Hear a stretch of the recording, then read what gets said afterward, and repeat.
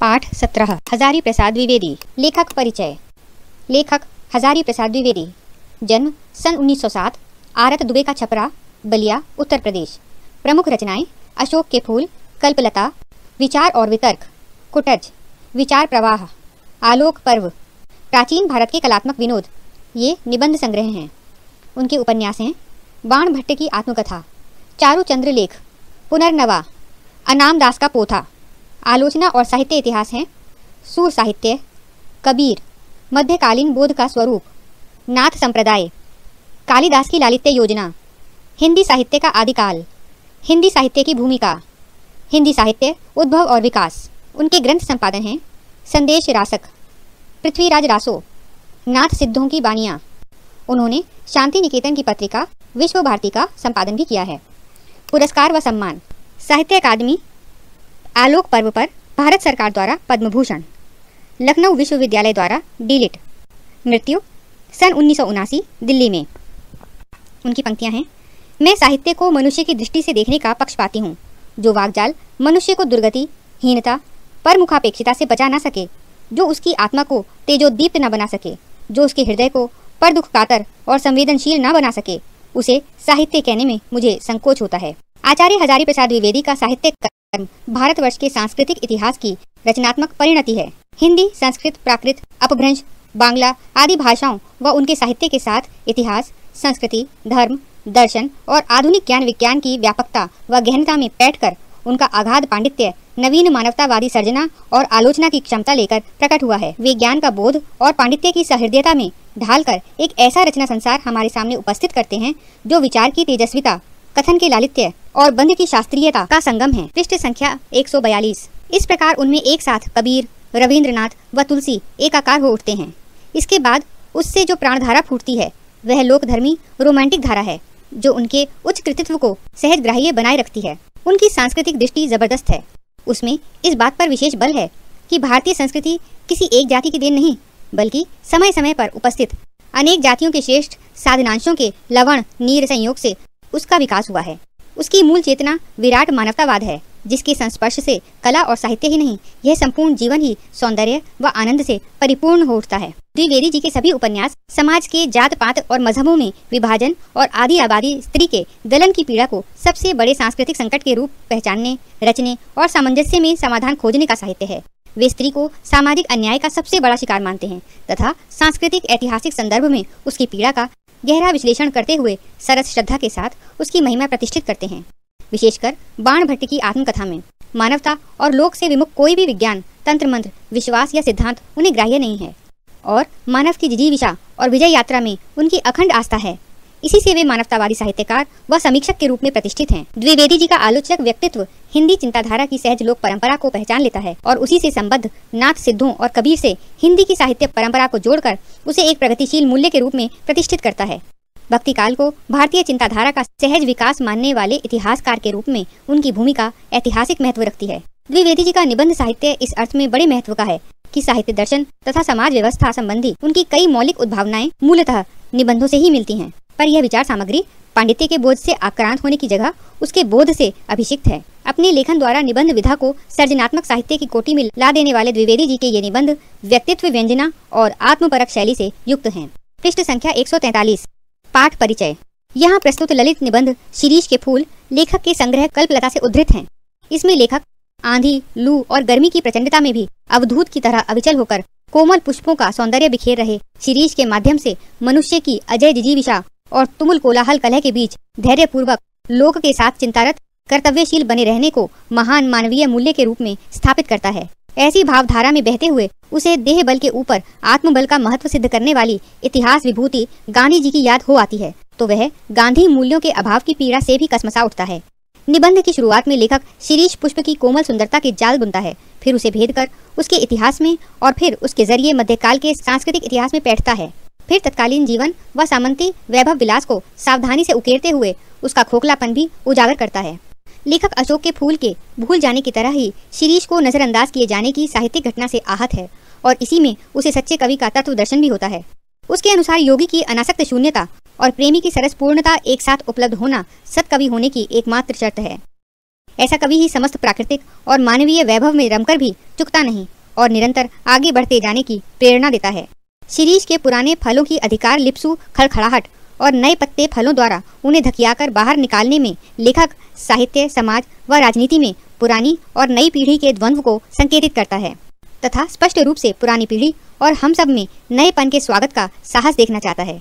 इस निबंध का शिल्प इसी में चर्चित इक्षुदंड की तरह है, सांस्कृतिक संदर्भों व शब्दावली की भड़कीली खोल के भीतर सहज भावधारा के मधुरस से युक्त। यह हर तरह से आस्वाद्य और प्रयोजनीय है तथा इस प्रकार लेखक के प्रतिनिधि निबंधों में से एक है। पृष्ठ संख्या 144। प्रस्तुत है पाठ शिरीष के फूल। जहाँ बैठ के यह लेख लिख रहा हूँ उसके आगे पीछे दाएं बाएं शिरीष के अनेक पेड़ हैं। जेठ की जलती धूप में जबकि धरित्री निर्धूम अग्निकुंड बनी हुई थी, शिरीष नीचे से ऊपर तक फूलों से लद गया था। कम फूल इस प्रकार की गर्मी में फूल सकने की हिम्मत करते हैं। कर्णिकार और आरगवध यानी अमलतास की बात मैं भूल नहीं रहा हूँ, वे भी आसपास बहुत हैं, लेकिन शिरीष के साथ आरगवध की तुलना नहीं की जा सकती। वह 15-20 दिन के लिए फलता है, वसंत ऋतु के पलाश की भांति। कबीरदास को इस तरह 15 दिन के लिए लय उठना पसंद नहीं था। ये भी क्या कि 10 दिन फूले और फिर खंखड़ के खंखड़, दिन 10 फूला फूली के खंखड़ भया पलाश। ऐसे दुमदारों से तो लंडूरे भले। फूल है शिरीष, वसंत के आगमन के साथ लहक उठता है। आषाढ़ तक जो निश्चित रूप से मस्त बना रहता है, मन रम गया तो भरे भादों में भी निर्घात फूलता रहता है, जब उमस से प्राण उबलता रहता है और लू से हृदय सूखता रहता है। एकमात्र शिरीष कालजयी अवधूत की भांति जीवन की अजयता का मंत्र प्रचार करता रहता है। यद्यपि कवियों की भांति हर फूल पत्ते को देखकर मुग्ध होने लायक हृदय विधाता ने नहीं दिया है, पर नितांत ठूठ भी नहीं हूँ।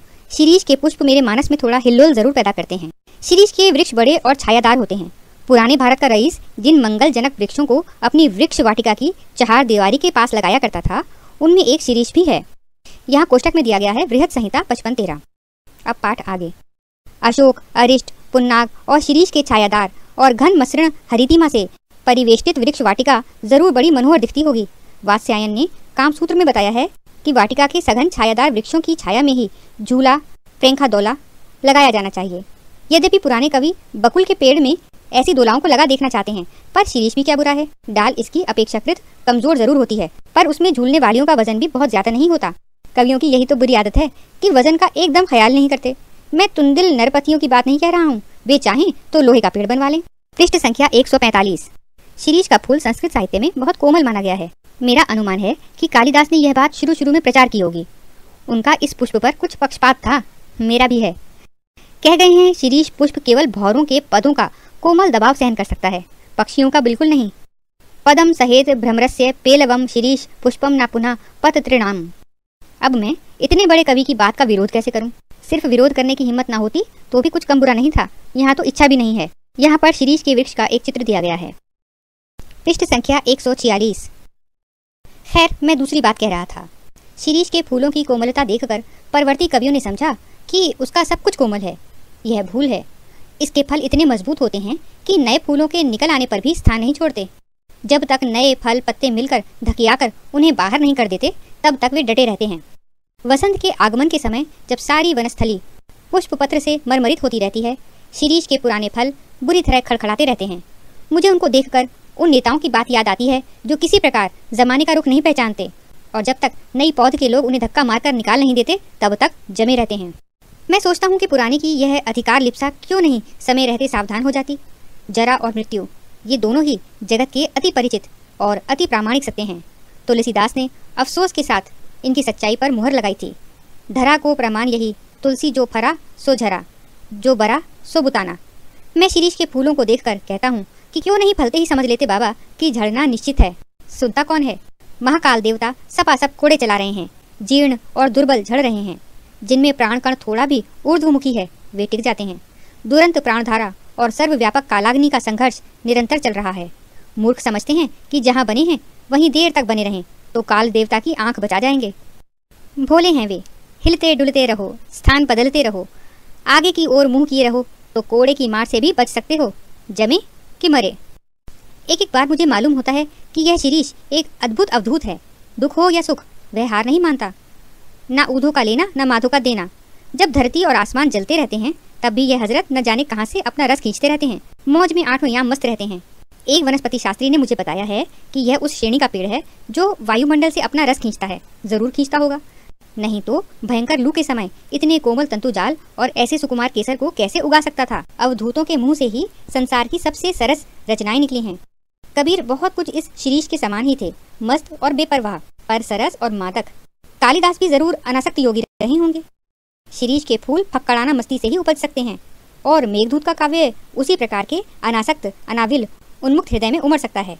जो कवि अनासक्त नहीं रह सका, जो फक्कड़ नहीं बन सका, जो किए कराए का लेखा जोखा मिलाने में उलझ गया, वह भी क्या कवि है। कहते हैं कर्नाट राज की प्रिया विजिका देवी ने गर्वपूर्वक कहा था कि एक कवि ब्रह्मा थे, दूसरे वाल्मीकि और तीसरे व्यास। एक ने वेदों को दिया, दूसरे ने रामायण को और तीसरे ने महाभारत को। पृष्ठ संख्या 147। इनके अतिरिक्त और कोई यदि कवि होने का दावा करे तो मैं कर्नाट राज की प्यारी रानी उनके सिर पर अपना बायां चरण रखती हूँ। तेषा मूर्धनि ददामि वाम चरणम कर्नाट राजप्रिया। मैं जानता हूँ कि इस उपालंब से दुनिया का कोई कवि हारा नहीं है, पर इसका मतलब यह नहीं कि कोई लजाया नहीं तो उसे डांटा भी न जाए। पर मैं कहता हूँ कवि बनना है मेरे दोस्तों तो फक्कड़ बनो। शिरीष की मस्ती की ओर देखो, लेकिन अनुभव ने मुझे बताया है कि कोई किसी की सुनता नहीं, मरने दो। कालिदास वजन ठीक रख सकते थे क्योंकि वे अनासक्त योगी की स्थिर प्रज्ञता और विदग्ध प्रेमी का हृदय पा चुके थे। कवि होने से क्या होता है, मैं भी छंद बना लेता हूँ, तुक जोड़ लेता हूँ, और कालिदास भी छंद बना लेते थे, तुक भी जोड़ ही सकते होंगे। इसलिए हम दोनों एक श्रेणी के नहीं हो जाते। पुराने सहृदय ने किसी ऐसे ही दावेदार को फटकारते हुए कहा था, वयमपि कवयः कवयः कवयस्ते कालिदासाद्या। मैं तो मुग्ध और विस्मय विमूढ़ होकर कालिदास के एक एक श्लोक को देखकर हैरान हो जाता हूँ। अब इस शिरीष के फूल का ही एक उदाहरण लीजिए। शकुंतला बहुत सुंदर थी। सुंदर क्या होने से कोई हो जाता है? देखना चाहिए कि कितने सुंदर हृदय से वह सौंदर्य डुबकी लगाकर निकला है। शकुंतला कालिदास के हृदय से निकली थी। विधाता की ओर से कोई कार्पण्य नहीं था, कवि की ओर से भी नहीं। राजा दुष्यंत भी अच्छे भले प्रेमी थे। उन्होंने शकुंतला का एक चित्र बनाया था, लेकिन रह रहकर उनका मन खींच उठता था। कहीं ना कहीं कुछ छूट गया है। बड़ी देर के बाद उन्हें समझ में आया कि शकुंतला के कानों में वे उस शिरीष पुष्प को देना भूल गए हैं जिसके केसर गंड स्थल तक लटके हुए थे, और रह गया शरद चंद्र की किरणों के समान कोमल और शुभ्र मृणाल का हार। कालिदास सौंदर्य के बाह्य आवरण को भेद कर उसके भीतर तक पहुंच सकते थे। दुख हो कि सुख, वे अपना भाव रस उस अनासक्त कृपिबल की भांति खींच लेते थे जो निर्दलित इक्षुदंड से रस निकाल लेता है। कालिदास महान थे क्योंकि वे अनासक्त रह सके। कुछ इसी श्रेणी की अनासक्ति आधुनिक हिंदी कवि सुमित्रानंदन पंत में है। कविवर रविंद्रनाथ में यह अनासक्ति थी। एक जगह उन्होंने लिखा, राजोद्यान का सिंह द्वार कितना ही अभ्रभेदी क्यों ना हो, उसकी शिल्पकला कितनी ही सुंदर क्यों ना हो, वह यह नहीं कहता कि हम में आकर ही सारा रास्ता समाप्त हो गया। असल गंतव्य स्थान उसे अतिक्रम करने के बाद ही है। यही बताना उसका कर्तव्य है। फूल हो या पेड़, वह अपने आप में समाप्त नहीं है। वह किसी अन्य वस्तु को दिखाने के लिए उठी हुई अंगुली है, वह इशारा है। शिरीष तरु सचमुच पक्के अवधूत की भांति मेरे मन में ऐसी तरंगे जगा देता है जो ऊपर की ओर उठती रहती हैं। इस चिलकती धूप में इतना इतना सरस वह कैसे बना रहता है? क्या ये बाह्य परिवर्तन, धूप, वर्षा, आंधी, लू अपने आप में सत्य नहीं है? हमारे देश के ऊपर से जो यह मारकाट, अग्निदाह, लूटपाट, खून खच्चर का बवंडर बह गया है, उसके भीतर भी क्या स्थिर रहा जा सकता है? शिरीष रह सका है। अपने देश का एक बूढ़ा रह सका था। क्यों? मेरा मन पूछता है कि ऐसा क्यों संभव हुआ? क्योंकि शिरीष भी अवधूत है। शिरीष वायुमंडल से रस खींचकर इतना कोमल और इतना कठोर है। गांधी भी वायुमंडल से रस खींचकर इतना कोमल और इतना कठोर हो सका था। मैं जब जब शिरीष की ओर देखता हूँ तब तब हुक उठती है, हाय वह अवधूत आज कहाँ है? पृष्ठ संख्या 150।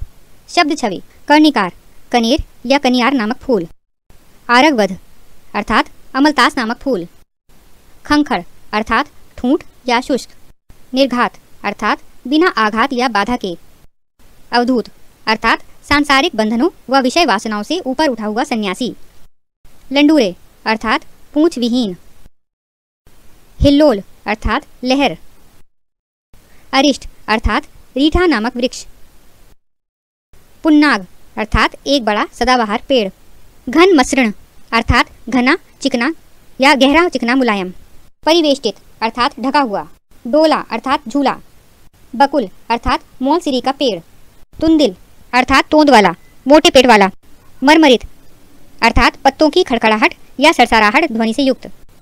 ऊर्ध्वमुखी अर्थात प्रगति की दिशा में। दुरंत अर्थात जिसका विनाश होना मुश्किल है। हजरत अर्थात श्रीमान, ये व्यंग्यात्मक स्वर में प्रयुक्त हुआ है। अनासक्त विषय भोग से ऊपर उठा हुआ। अनाविल अर्थात स्वच्छ। कर्नाट अर्थात प्राचीन काल का कर्नाटक राज्य। स्थिर प्रज्ञता अर्थात अविचल बुद्धि की व्यवस्था। विदग्ध अर्थात अच्छी तरह से तपा हुआ। कार्पण्य अर्थात कृपणता। गंडस्थल अर्थात गाल। कृषिवल अर्थात किसान। निर्दलित अर्थात भली भांति निचोड़ा हुआ। ईक्षुदंड अर्थात ईख या गन्ने का तना। अभ्रभेदी अर्थात गगनचुंबी। सपासप ये एक ध्वन्यात्मक शब्द है जो कोड़े पड़ने की आवाज के लिए उपयुक्त होता है। यहाँ जल्दी जल्दी अर्थ रखता है।